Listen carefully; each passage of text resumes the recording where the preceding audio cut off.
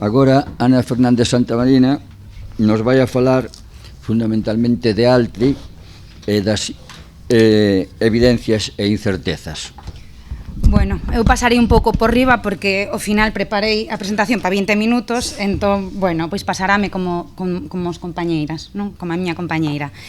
Sobre todo me vou a centrar en augas, pero non é posible pasar por riba na zona na que estamos, vale? Donde pretenden, bueno, moita xente que estades aquí, xa o sabedes, basicamente, bueno, pois estamos no corazón da Galiza, facendo zoom a ese cachiño de aí. Bueno, pois temos que estamos a carón da Serra do Careón.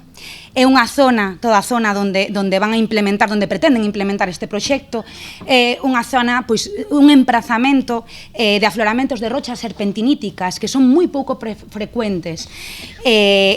Aportan aos solos unhas condicións edáficas moi selectivas que favorecen a especiación. Polo tanto, temos endemismos, flora vascular de 4 especies endémicas, o sea, que só existen nese lugar, exclusivas a nivel mundial, como é a Santolina de Melide, a erva de enamorar de Merino e a magarza de Barazón, que están en perigo de extinción, e a Centaurea galaecia, que é vulnerable. A parte, bueno, pois tamén esta edafoloxía pois selecciona, tamén fai unha selección sobre outros organismos, sobre fungos, líquenes, bacterias, non é só sobre a flora vascular, e aporta unha alta riqueza xenética a este área, non? É unha evidencia, pois, no que estamos, non? Que é un espazo de altísimo valor ambiental, limítrofe á rede Natura 2000, a Serra do Careón, que debería de formar parte, pero non é así. Non o digo eu, díceno moitísimos científicos investigadores, bueno, como Juan Oubiña, como Santiago Ortiz, non? Pero, bueno, polo outro lado, pois está a publicidade, non? Que vemos todos os días, que continuamente están a pagar nos medios de comunicación, pois este tipo bueno, pois este tipo de novas, non? Que parece unha nova e publicidade, non? Altri preservará a población actual de especies protegidas e favorecerá novas implantacións, o que é totalmente imposible, non? Antes do inicio das obras se balizarán convenientemente todas as zonas a proteger.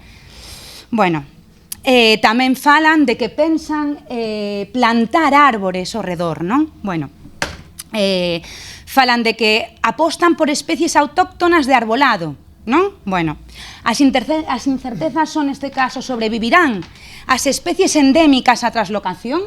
Bueno, esa non é unha incerteza, non? Sabemos que non van a sobrevivir, non? Pero, bueno, e que especies arbóreas poden sobrevivir nun terreo que non ten profundidade e que ten, bueno, pois que imposible que medra ningún árbol, non? Temos experiencia nesto, cando se fixo a autoestrada, tamén se balizaron as especies, e anos despois que aconteceu, aí están, non?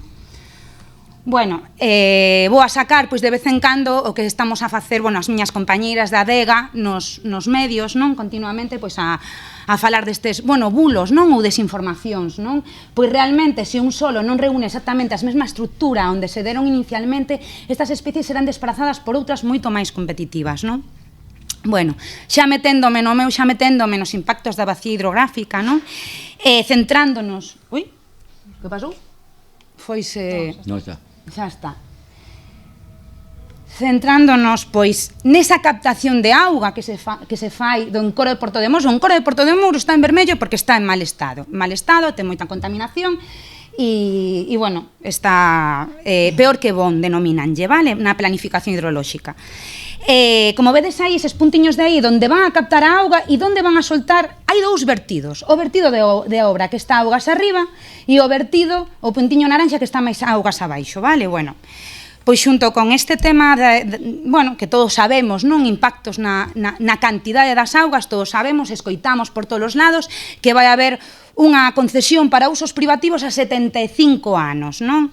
Bueno, escoitamos moitísimos que Altri só usa auga, non a consume. Bueno, na planificación hidrolóxica, en hidroloxía, decimos que isto non é así. Non é así porque, tómano noutro lugar diferente. a auga cáptase no encoro e devolvese no río, non? 5 kilómetros de diferencias. A calidade non vai a ser a mesma, ou seña, non vai a ser a mesma. E a cantidade devolvese, ou seña, se facemos as contas, non se devolve a mesma cantidade que se colle. Eso que entón? Que se fan con ese 35% de auga que desaparece, non? Eso, bueno, pois será un consumo. Despois temos a conselleira de Medio Ambiente que fala pois que Altri fará un consumo de auga dun 5%. Bueno, non sei, as contas non saen. 35, non sei, que se restamos, creemos que non sale ese 5%, non? Continuamente nos están, bueno, pois metralleando con cousas que non son certas. Que é certo? Bueno, pois é certo que a solicitude de augas de Altri está caducado, non? E o Regulamento de Dominio Público Hidráulico di que hai 18 meses para resolver o expediente. E non se resolveu. Saliu no BOP, publicouse no BOP un mes despois, que foi o 30 de novembro de 2022. Bueno, pois xa pasaron eses tempos, non? Sigo coa cantidade.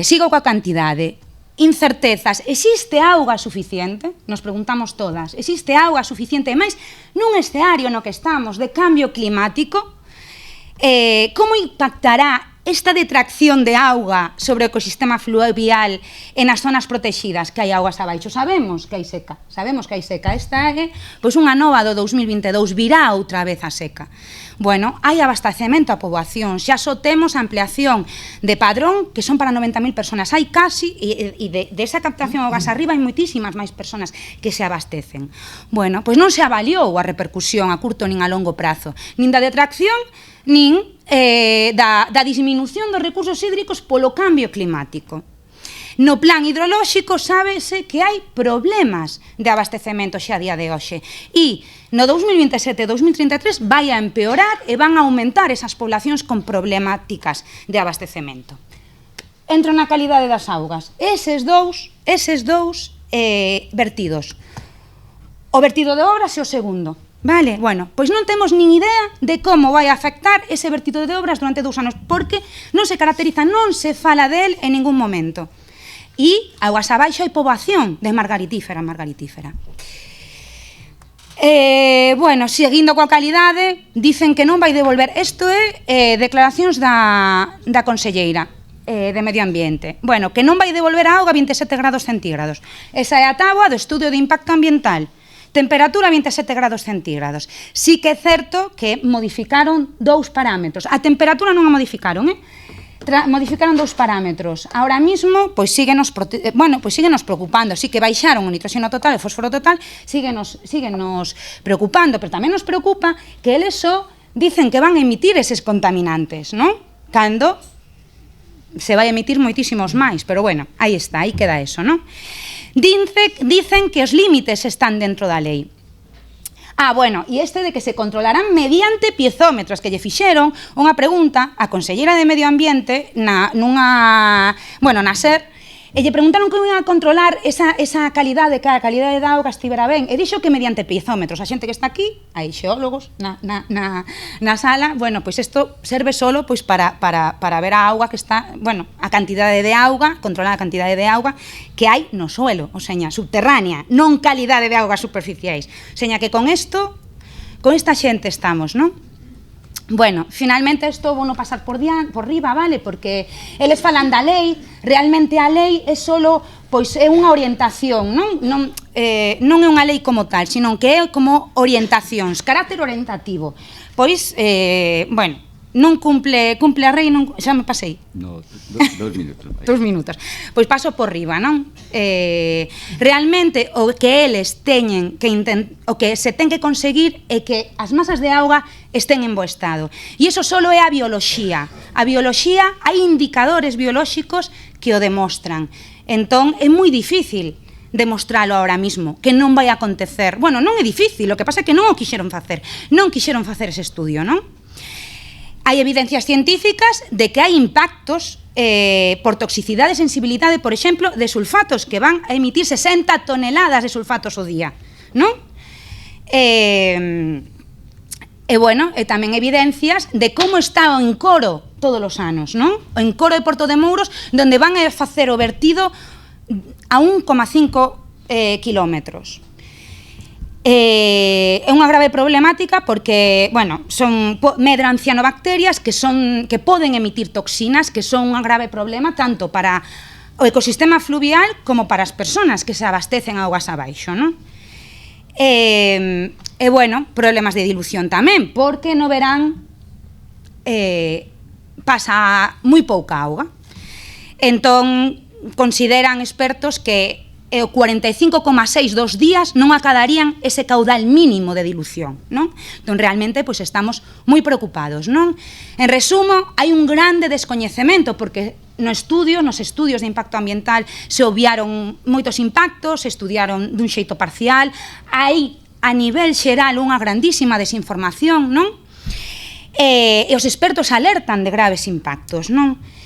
Polo tanto, nos o que falamos é de que, bueno, do principio de precaución, que xa que bueno, pois, un proxecto como este que pode impactar tan gravemente sobre a saúde das persoas no medio ambiente, pois que non sigan adiante con el. Como vemos que siguen adiante con el, bueno, tras esta movilización social, pois aí estamos nos xulgados, teremos que paralizalo nos xulgados, e seguir adiante con mobilización social, porque é o único que vemos que pode funcionar, non? Nada, darvos as gracias e, bueno, ao final, ben, non? 10 minutos.